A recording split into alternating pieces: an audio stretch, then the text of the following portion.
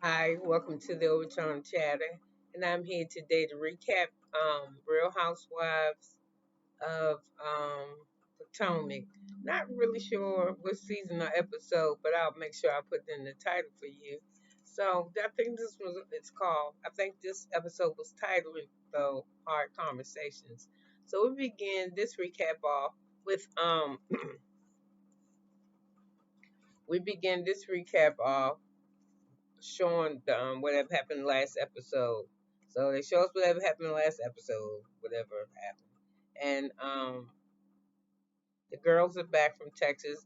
Ashley, Giselle, and Sheree are talking about the trip in Austin, how the trip went, and how it was really hard on Robin the entire trip that Haverback stayed in her hotel.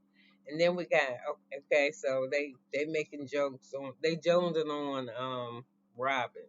And then we got Ray and Karen, and Ray is outside talking to Karen is outside spending time with Ray, and she's talking to him, and she's telling him how upset she is that when she called him and he answered the phone, he was rushing her, and I got something to do, I'm busy, and he was grumpy and rushing her. She said it really upset her that she had saw the cardiologist, and he told her that he had 5%, she had 5% um, a plaque in her heart. So Ray said, I had to go to the bathroom, this and that, and I was busy, so I want to take the call and I need you to hurry up and tell me what's wrong. He said, I answered the call, didn't I? So I don't know how I feel about that. I feel kind of like Karen was being a baby, and that when Ray answered the phone, as long as she known him and know how he loved her and stuff, that if he was out of character for her, that I've been like, I would have just gave Ray the benefit of the doubt and been like, what was wrong earlier? That's what I would have said.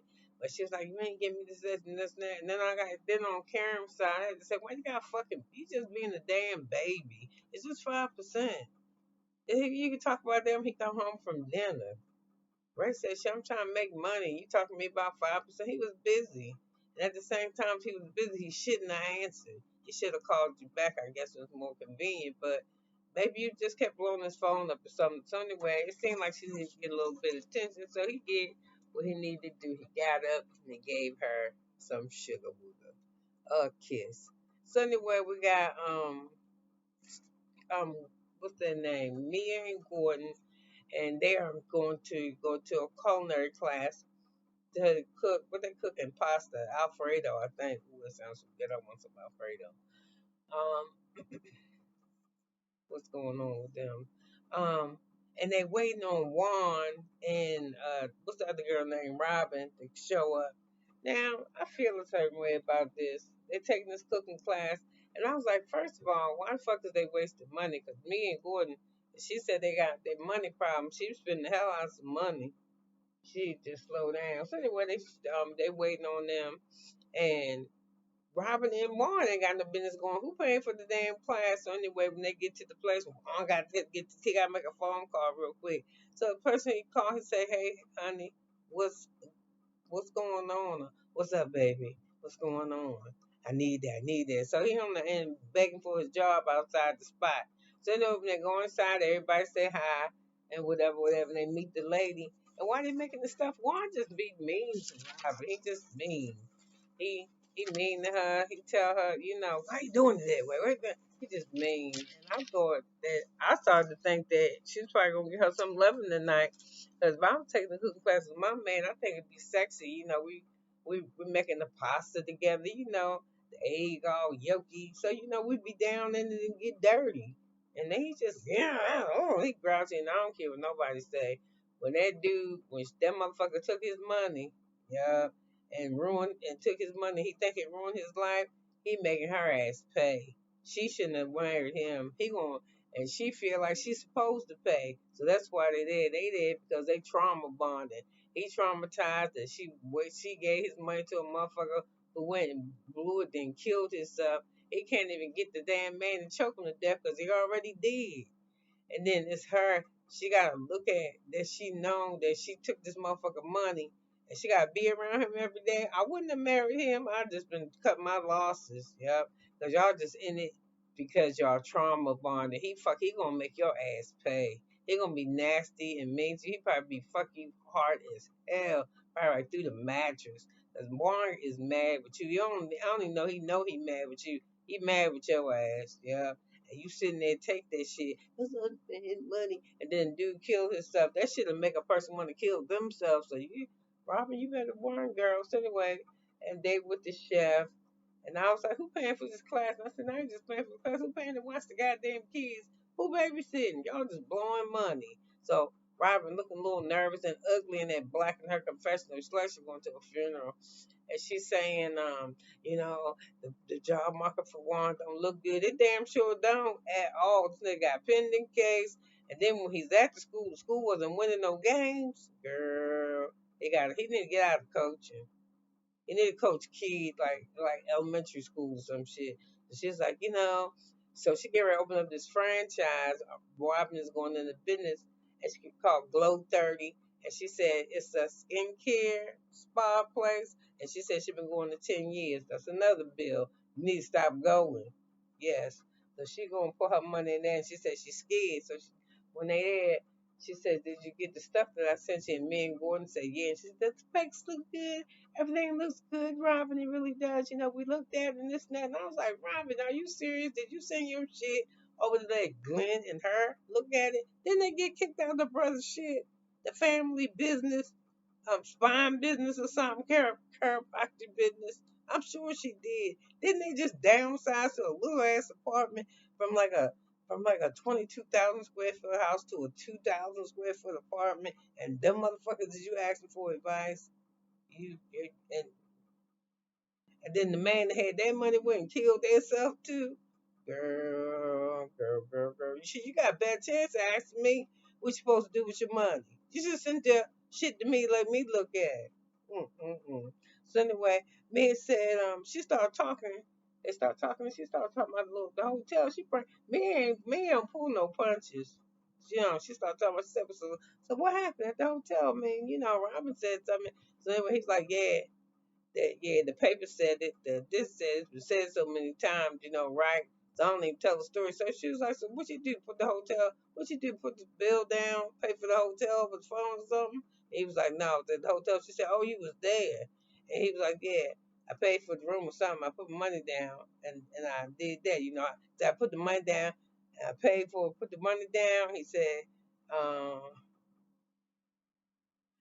I went to the hotel and I put my card down and I made a mistake.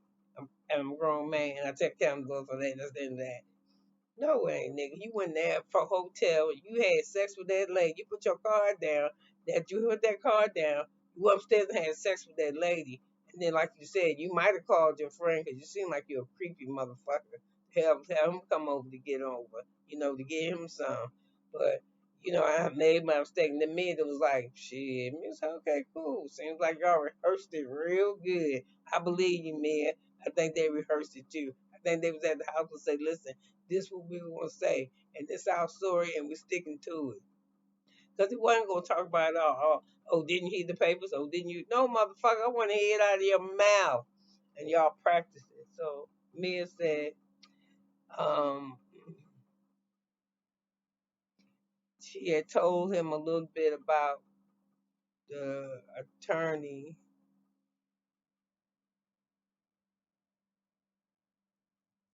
who, she was telling me, them they talked about the franchise shit. She was saying, yeah, we got some problems because, how the dude that did us in, he left, he did some crazy shit, and he left behind a child and shit. And I was thinking money ain't that important. Money that ain't important for you to fucking to kill yourself. And it's messing with me that he did that because I feel like I'm responsible for it. Man, I got something to do with it. And they tried to tell her no. So then we got Candace. She on the phone. She's going to meet. She's on the phone with her mom, but she's on her way to McNecker for lunch. And so she told her mother when she went to the doctors, they found a couple of lumps in her breast. And she said, I'm a little bit worried about it because the breast cancer running our families. The mother said, don't panic, don't worry about it. We'll just have to see. We're gonna see what we see. So then we got Giselle. Grace in the car together, and they are going to take a self-defense class because Grace is getting ready to go off to college, so she want to make sure that she can protect herself. So Robin is talking about Austin, and she said it was rough. So NECA um didn't want to have it that rough. No, wait a minute. So anyway, Robin meet with NECA, and they start talking, and she says and Candace tells her that Austin was rough with her and Robin, and NECA tell her, well, it be like that sometimes when two people really like each other. Sometimes communication get in the way. And then Candace said, yeah, that's kind of what we got to deal with now. She said, because for me and you to move forward, I got to know that in the future that you want to talk to Wendy. Because, I'm real tight with Wendy and I don't want to cause no problems to her. And so, NECA was like, we had to see, she said, I didn't want to have the conversation with Rob that I had about her.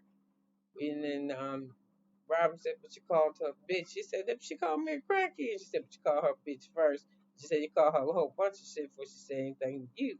So anyway, Candace said, to move forward, I need to know that you want to do this. So Necklace says, damn, I knew it. She said, I knew for me and Robin to be cool that I was going to have to step on. I was going to have to deal with NECA because Robin said she's going to be too hard for her to try to keep them two apart because, they're in a group. To keep the relationship apart, she won't feel bad. She feel like if she did any other thing, she'd be turning on Wendy. So NECA's like, yeah, I know, yeah, I see about it. So they start talking and realize they have a lot in common. They won't one had baby. She shared about her experience. She said this year had to do do that other shit, the IFD, whatever that shit they do. And you gotta take shots and stuff to get the baby. So I think nigga don't have to do all that. I think they had to just have sex, just like her doctor said. He was like, y'all doing too much, and you need to relax and shit. You've been, you can't just. And so it was Candy telling her too. You just gotta relax.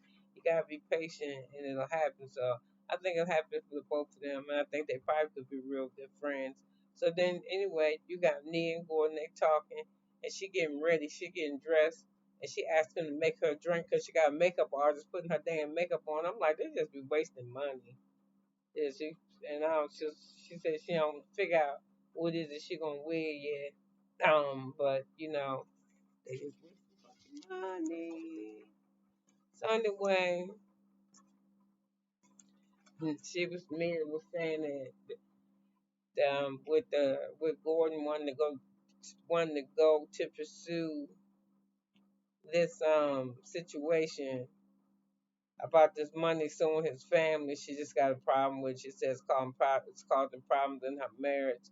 And so Wendy with her mother, and Wendy is talking to NECA, not to her mother about NECA, and Wendy go, Mom, it's something going on where you talking to Ivy and Neck, and they say you got a shrine and blah blah blah. And I ain't lying. The way the mama face, what she was saying, the mama like she was doing, she did that shit, or she doing that shit. And the mama like she did it. I'm just saying the way her face looked, and why she so goddamn light.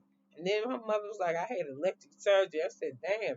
Her and Wendy just trying to change their whole bodies. I mean, Wendy looked good. Then the mama having surgery. So her mama got septics because she was doing elective surgery. I wonder what it was because the mama didn't say nothing.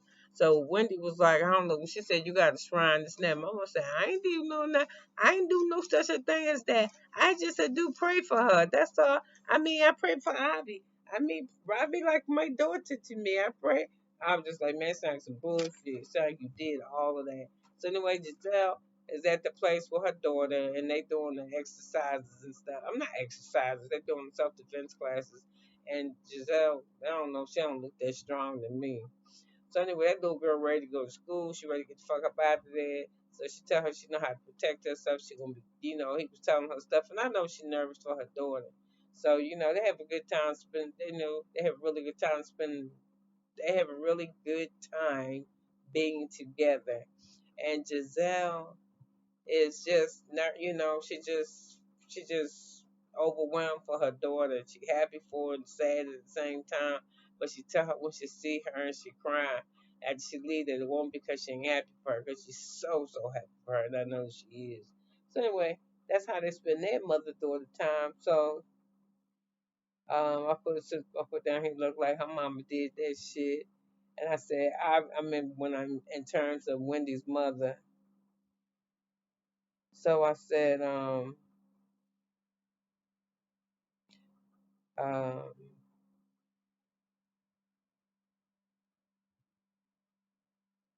the mother had said that she was on the phone trying to tell somebody that they got to realize how good a friend they is. So they go to the self, they do the self defense class I already told you about. So anyway, it's time for Karen's event, and they get dressed. And it is I am so sad, y'all. I am so fucking sad. So anyway, what I put here, I put Karen Pave event starts. I said Giselle was first. She come in. She said hello. Did she have a suit? She only bought one though, cause that one she did want you to bring a gently loose suit. I would have bought more than one thing though. And I think the rest of the girls did. I don't even remember seeing Giselle with something in her hand, but I said she looked nice. And I said, Karen, I don't like in that purple or that big ass blonde hair. I just don't like it on her. She was like that. Remember that video where Whitney Houston, oh, I wanna dance with somebody. I wanna feel the heat with somebody. Yeah, I wanna dance with somebody. With somebody who loves me. That's what that hair look like. I don't like that shit. I don't like it on Karen. I ain't like it on Whitney Houston, need to tell you the truth. So I got Robin looked plain. I said Nika looked beautiful. That white looked good on her. I said Candace is cute in that yellow. Candace was cute too when she wore that outfit to see when she went to have lunch with Nick with that. I like Candace with her hair and make her look useful, cute. So I put down here I like Mia's look and I like her outfit. That's just cute. I wish she would have wore a hair up down. I think a high ponytail would look nice, or like a little pony, just one right here, after messy bun. So I said, who was that chocolate girl that was sitting there too with that yellow on? She had her hair long, and she had that big ass flower on the front of her shirt. She was pretty. And I said, Ashley looked cheap and always got her titties hanging out. But she bought a lot of clothes. And I said, that lady named Ella performs a song. Her song is called "The Dolls." I mean, my favorite doll. And as she's singing the song, each woman is showing a commentary. Okay, excuse me, y'all. I'm getting ready. I'm trying to keep myself from crying because the song, although the lady sound like shit singing it, I ain't lying. The words was good. The words meant some shit. I shouldn't have wrote that shit and gave it to somebody else and let them sing it. She should just be a songwriter. She shouldn't sing no songs. I'm sorry, lady, Miss Ella. So anyway, Robin has had an experience. Candace had experience. She said she didn't even realize whatever was happening to her that was happening until after. She couldn't believe that it was happening to her. Wendy has friends who experienced it. Wendy, thank God you have been spared. But she said she had a whole lot of friends. And Giselle, I couldn't believe Giselle. She was safe, but she's worried about her daughters as she should. And then Ashley was assaulted by it was a family member, and I just cried because it happened to me as I was molested as a kid. People don't know, if you don't experience that that part, just a section or that in your life, what would you be like if you never experienced it? Maybe I wouldn't be any different than I am now, but would I be better? Yeah, would I be better in relationships? Would I be better with trusting men? Would I be better at trusting my own judgment? So it makes me cry because I got a daughter. I got two beautiful granddaughters that I got to say when you're in a spot, and they just little, but I'm teaching them now how to feel when you're around anybody. I'm just talking about men. I tell them about women too. Women fuck with kids. Women is not no different. They do the same. If you feel uncomfortable, don't feel dumb. Just move. That's God giving you cues. That's not nothing but that's why you feel weird because it's supposed to be weird and your ass is supposed to move. Don't feel like you gotta take it because that's how it's supposed to be or if he want to put, can I put my hands in your pants? No, you can't put your goddamn hands nowhere. And if they tell you, especially if they tell you not to tell, go fucking tell it. Scream it from the highest mountain because you're not the only one. You could be the one to stop it though. If it don't feel, don't even let it feel good to you. If it start feeling weird in the atmosphere, just move. But to know that all these women experience this, even Karen, this shit is crazy. It is. I don't even know. I mean, I've had somebody as an adult like they want to touch. You know when it's horrible. It is a horrible feeling when somebody touches you when you don't want to be touched, especially in that way. You know what I mean? So it triggered me. This triggered me.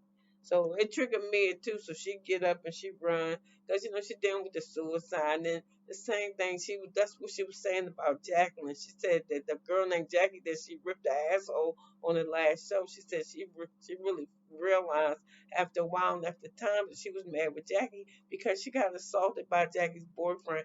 Jackie left her day. She went somewhere and she blamed it on Jackie, even though it wasn't Jackie's fault.